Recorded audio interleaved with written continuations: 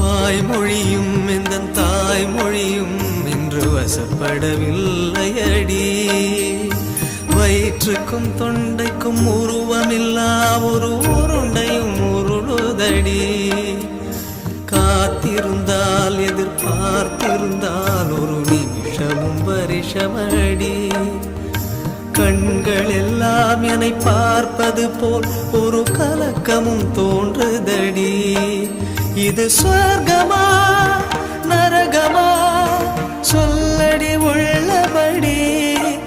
நான் வாழ்வதும் பிழை கொண்டு போவதும் உன் வார்த்தையில் உள்ளதடி. என்னவளே அடி என்னவளே எந்த இதயத்தை தொலைத்து விட்டே.